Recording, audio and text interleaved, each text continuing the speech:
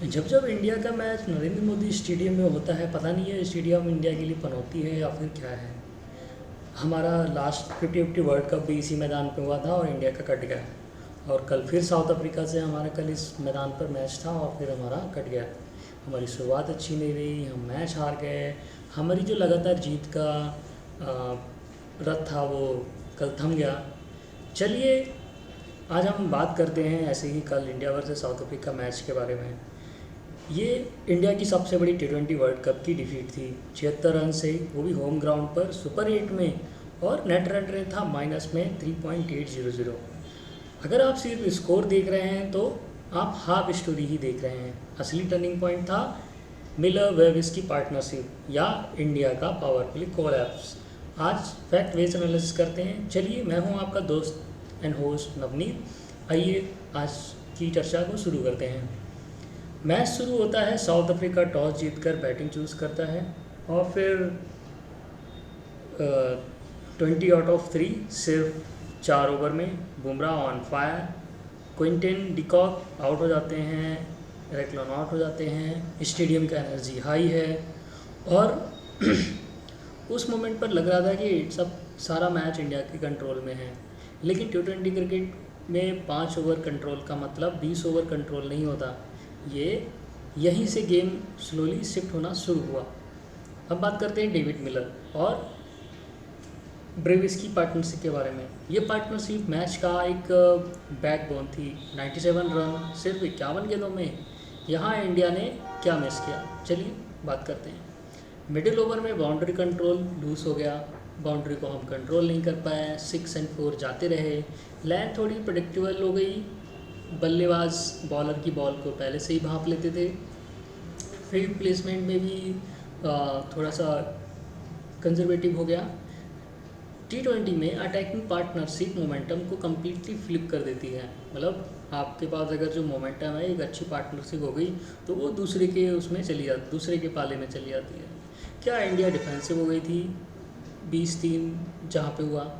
अब David Miller का 35 गेंदों में 63 रन का योगदान और स्ट्राइक रोटेशन, कैलकुलेटेड एग्रेसिव, वो रैकलेस नहीं था। ब्रेविस ने प्रेशर एब्जॉर्व किया, मिलर ने अटैक को चूज़ किया और जब 15वें ओवर के बाद रन रेट स्टेबल हो गया, इंडिया प्रेशर में आ गए। मैच वहीं शिफ्ट हो चुका था। ट्रांजिट स्टेटस का unbeaten 44 of 24 and last over में 20 रन देना, ये डिफरेंस और ज़्यादा गैप को और ज़्यादा बढ़ा दिया। वैसे भी इंडिया ने विराट कोहली जब से गए हैं उसके बाद से 160 के प्लस का स्कोर कभी चूज़ नहीं किया। तो कल का जो टारगेट था 187, इसमें हमें विराट कोहली, रोहित शर्मा जैसे दिग्गजों की कमी बहुत खल रही थी। ईशान किशन सिर्फ पहले मैच में ही चले, उसके बाद से उनका भी डब्बा गोल हो गया।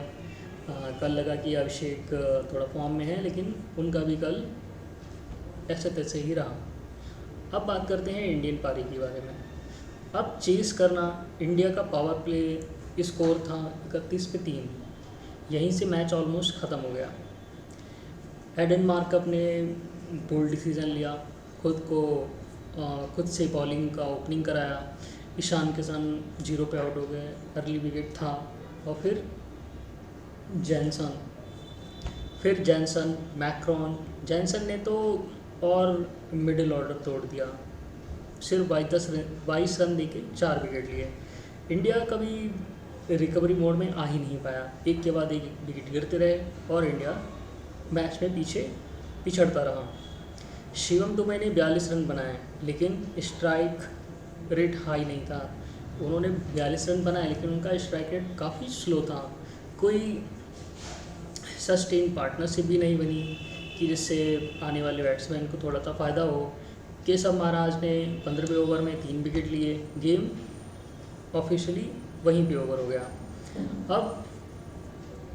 अब करते हैं कि हमारी गलती क्या रही। मोमेंटम को कंटिन्यू नहीं करना, मिडिल ओवर में अग्रेसिव हम कम थे।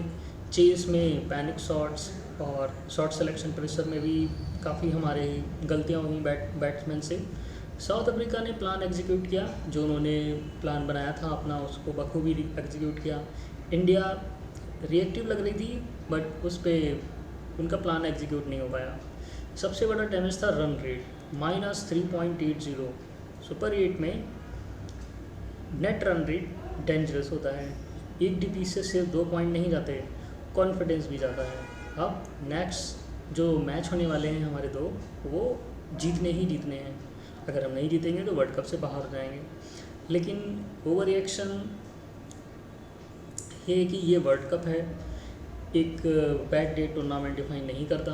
क्वेश्चन ये है कि इंडिया बाउंस बैक करेगी या नहीं, या प्रेशर बिल्ड हो गया है। अब आप बताओ कि इस डिफीट का मेन रीज़न क्या था, मिडल ओवर मिस्टेक या बैटिंग कोलैप्स? कमेंट में अपनी राय ज़रूर दें। नेक्स्ट मैच से पहले क्लियर डिसीजन हम अवश्य करेंगे।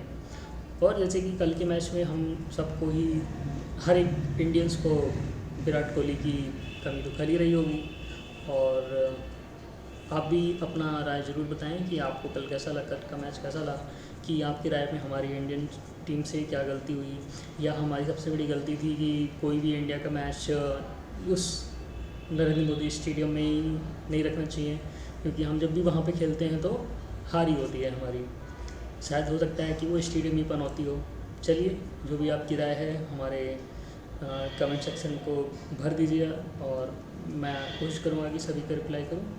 जय हिंद, धन्यवाद।